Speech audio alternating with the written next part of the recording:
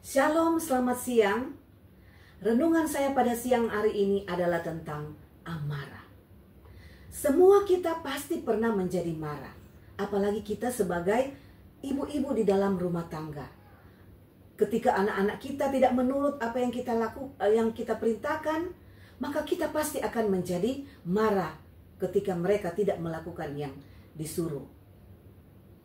Marah adalah bentuk luapan emosi manusia yang normal. Tetapi jika kemarahan itu tidak terkendali, maka itu tidak normal. Itu bisa menimbulkan masalah yang akan mengganggu baik kepada diri kita sendiri maupun kepada orang lain. Nah, pengaruh kemarahan bagi diri kita sendiri adalah itu bisa menimbulkan penyakit.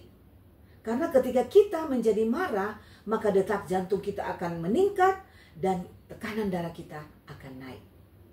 Kemudian, secara sosial, pengaruh kemarahan itu adalah mengganggu hubungan baik kita, baik kepada anggota keluarga kita, kepada anggota jemaat, ataupun di dalam masyarakat.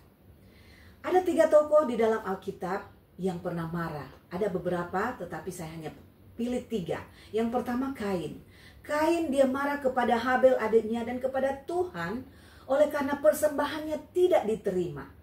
Kemudian yang kedua Raja Nebukadnezar. Dia marah kepada Sadrak, Mesak dan Abednego oleh karena mereka tidak menyembah patung emas yang dibuatnya. Kemudian yang ketiga Musa. Dia marah kepada bangsa Israel yang tegar tengkuk karena mereka selalu menyakiti hati Tuhan. Saudara, amarah adalah sifat wajar dari manusia. Namun itu menjadi tidak wajar kalau itu telah mengambil alih di dalam diri kita sendiri. Apalagi kemarahan itu terus kita pendam di dalam diri kita. Nah, ada 4 cara mengontrol amarah. Yang pertama, berdoa. Dalam Markus 14 ayat 38 berkata, "Berjaga-jagalah dan berdoalah supaya kamu jangan jatuh ke dalam pencobaan." Mintalah kepada Tuhan untuk memampukan kita mengendalikan diri kita agar tidak berdosa ketika kita marah. Dan yang kedua, menguasai diri. 1 Petrus 4 ayat 7 bagian B berkata, "Karena itu kuasailah dirimu dan jadilah tenang supaya kamu dapat berdoa." Jangan sampai kita dikuasai oleh emosi kita. Kita harus berpikir terlebih dahulu sebelum bertindak. Yang ketiga, hindari kata-kata yang kasar.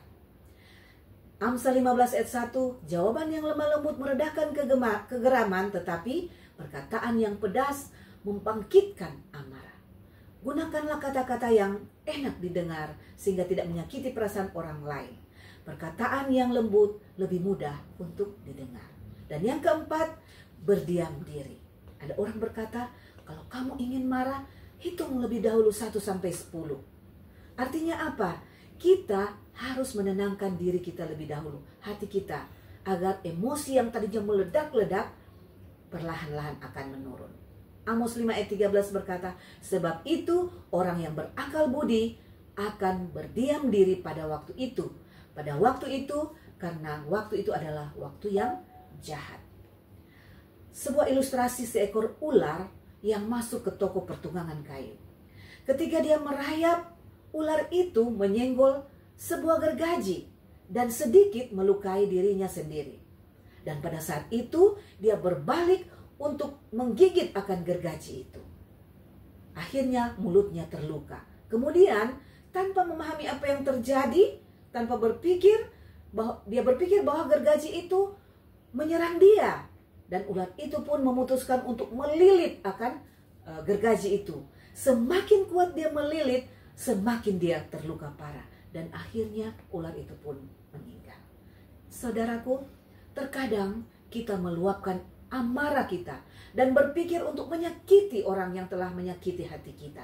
Tetapi sebenarnya kita sedang menyakiti diri kita sendiri. Jadi saudaraku, ingatlah, ketika seseorang sedang emosi, dia tidak dapat mengendalikan dirinya sendiri.